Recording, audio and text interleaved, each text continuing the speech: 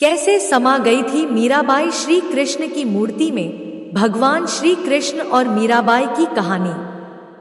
कृष्ण भक्त मीराबाई की कथा का आरंभ उनके जन्म से होता है, जो 1498 में मारवाड़ के कुड़की नामक गांव में एक राज परिवार में हुआ था। उनके पिता का नाम रतन सिंह राठौड़ था, जो मीरता के शासक और एक वीर योद्धा थे। मीराबाई अपने माता पिता की इकलौती संतान थी। उनके पिता रतन सिंह का अधिकतर समय युद्ध में व्यतीत होता था। जब मीराबाई छोटी थी तब उनकी माता का निधन हो गया था। उनका लालन पालन उनके दादा रावदूत जी की देखरेख में हुआ, जो योद्धा होने के साथ साथ भगवान विष्णु के बड़े भक्त थे। एक दिन राजमहल के सामने से एक बारात निकली। तब मीरा छोटी थी और दूल्हा बहुत ही आकर्षक वस्त्र पहने हुए था। मीरा ने उसे देखा तो आकर्षित हो गई और अपने दादाजी से कहा, मुझे भी ऐसा एक दूल्हा ला दीजिए, मैं उसके साथ खेलूंगी। लेकिन मीरा को दूल्हे के बारे में कुछ पता नहीं था। मीरा के दादाजी ने श्री कृष्ण की एक मूर्ति मीरा को देते हुए कहा, देखो, यही तुम्हारा दूल्हा है, इसकी अच्छी देखभाल करना। अब मीरा को जो चाहिए था वह उन्हें मिल गया। मीरा ने प्रसन्न होकर उसे स्वीकार कर लिया और वह उस मूर्ति के साथ हमेशा खेलती रहती। मीरा ऐसा व्यवहार करती जैसे श्री कृष्ण ही उनके पति हों। मीराबाई के दादाजी साधु संतों का बहुत सम्मान करते थे। उनके महल में हमेशा साधु संत और अतिथि आते रहते थे। एक बार रविदास नामक एक सन्यासी महल में आए। रविदास संत रामानंद के शिष्यों में से प्रमुख थे, जिन्होंने उत्तर भारत में वैष्णव संप्रदाय का प्रचार किया। उनके पास श्री कृष्ण की एक सुंदर मूर्ति थी, जिसकी वे स्वयं पूजा करते थे। मीराबाई ने उस मूर्ति को देख लिया और उसे मांगने लगी। सन्यासी कुछ देर बाद महल से चले गए, लेकिन मीरा उस मूर्ति के लिए जिद करती रही। यहां तक कि उन्होंने उस मूर्ति को पाने के लिए भोजन करना छोड़ दिया था। किंतु अगले दिन सुबह रविदास वापस राजमहल में लौट आए और उन्होंने श्री कृष्ण की मूर्ति मीरा को दे दी। रैदास ने कहा, पिछली रात श्री कृष्ण मेरे सपने में आए और कहने लगे, मेरी परम भक्त मेरे लिए रो रही है, जाओ और उसे यह मूर्ति दे दो। यह मेरा कर्तव्य है कि मैं अपने स्वामी की आज्ञा का पालन करूं, इसलिए मैं यह मूर्ति मीरा को देने आया हूं। मीरा एक बहुत बड़ी कृष्ण भक्त है। कुछ विद्वानों का मत है कि यह कहानी केवल कल्पना नहीं, अपितु सत्य घटना है। मीरा ने स्वयं अपने गीतों में कहा है, मेरा ध्यान हरि की ओर है और मैं हरि के साथ एकरूप हो गई हूं। मैं अपना मार्ग स्पष्ट देख रही हूं। मेरे गुरु रविदास ने मुझे मंत्र दिया है। हरि नाम ने मेरे हृदय में बहुत गहराई तक अपना स्थान बना लिया है। मीराबाई अपने दादाजी की देखरेख में पली बढ़ी थी।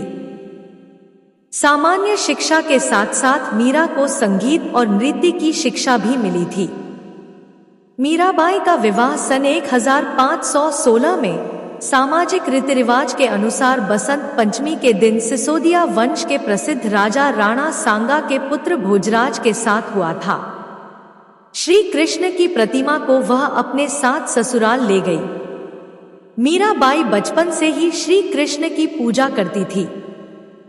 उनके मायके में किसी भी व्यक्ति ने उनकी राह में बाधा नहीं डाली थी, परंतु उनके ससुराल वाले मीराबाई के इस कृष्ण भक्ति से रुष्ट होने लगे थे।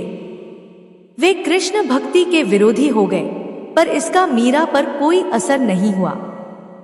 मीराबाई के ससुराल में कई शूरवीर योद्धा हुए।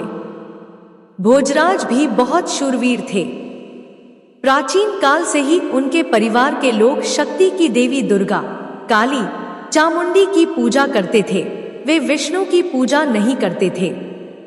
मीरा बचपन से ही यह विश्वास करती थी कि गिरधर गोपाल ही उनके स्वामी हैं। किंतु अपने दाम्पत्य जीवन में उन्होंने कभी भी अपने पति की उपेक्षा नहीं की।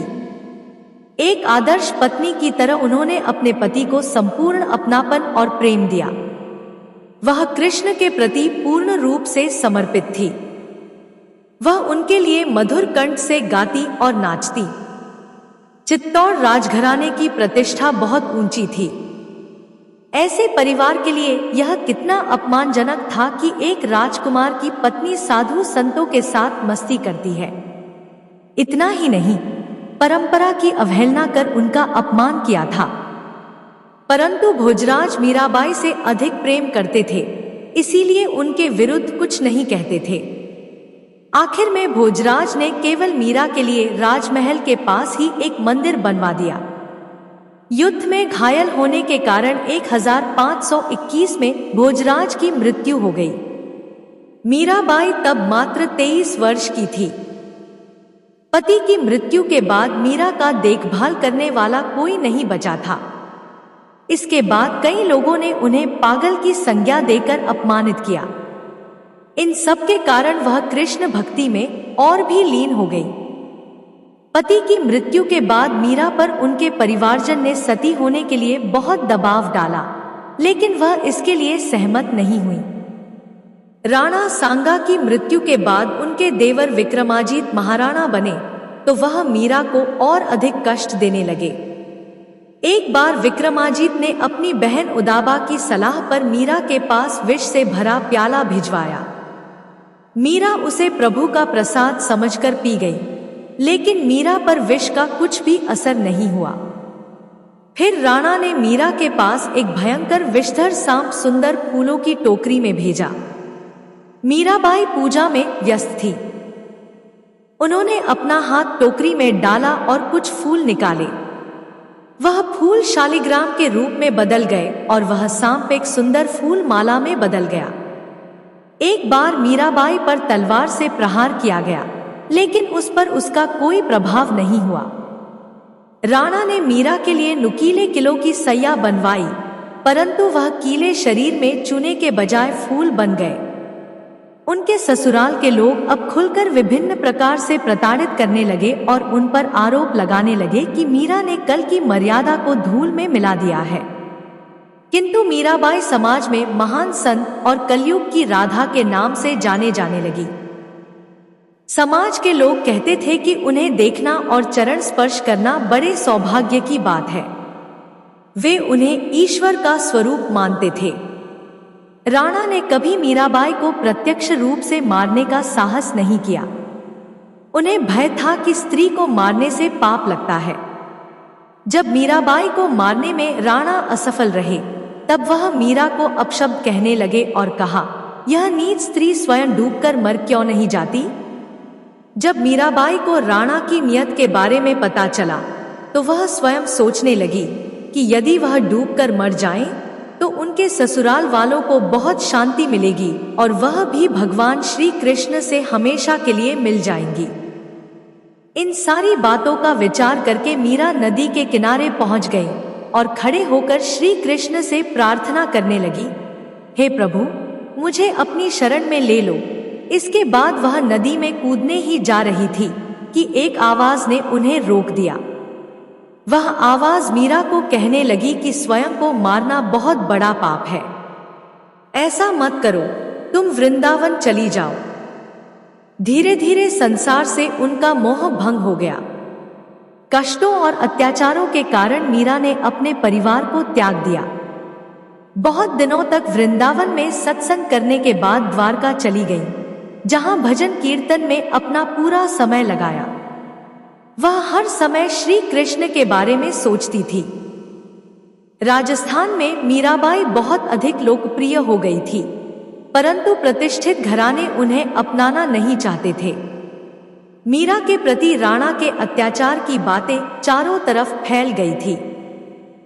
रतन सिंह की हत्या कर दी गई और उसके बाद उदय सिंह गद्दी पर बैठे।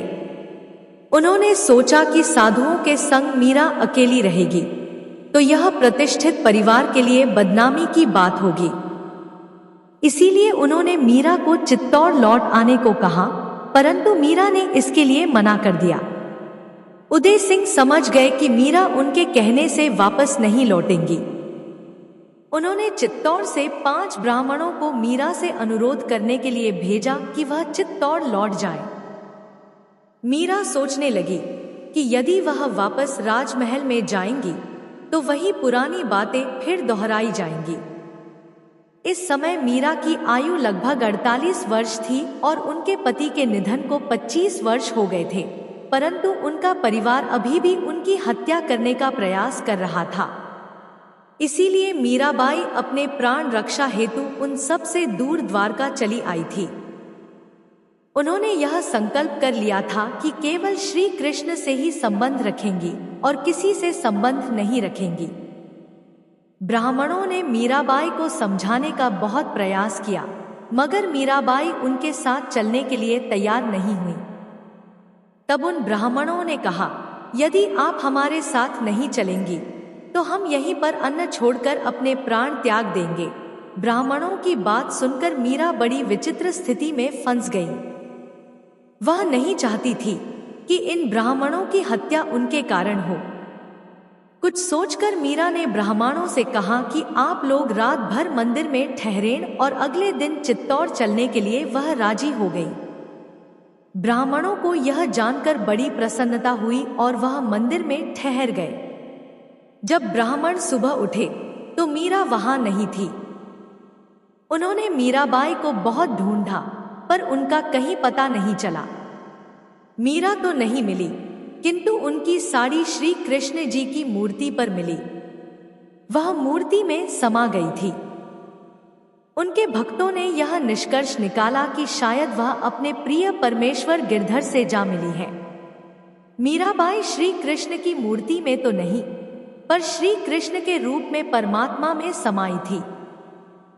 मीरा ने उन्हें दुख देने वालों और दुर्व्यवहार करने वालों के साथ कभी भी बदले की भावना अथवा गलत व्यवहार नहीं किया। उनके प्रेरणादायक और करुणा में जीवन चरित्र से ऐसा प्रतीत होता है कि एक भक्त अपने परमेश्वर के लिए हर प्रकार की कठिनाइयों को शांत रहकर सह सकता है। यदि आपको यह कृष्ण भक्त मीराबाई की कहानी अच्छी लगी हो तो कृपया इसे लाइक करें, शेयर करें और इस चैनल को सब्सक्राइब करें। धन्यवाद।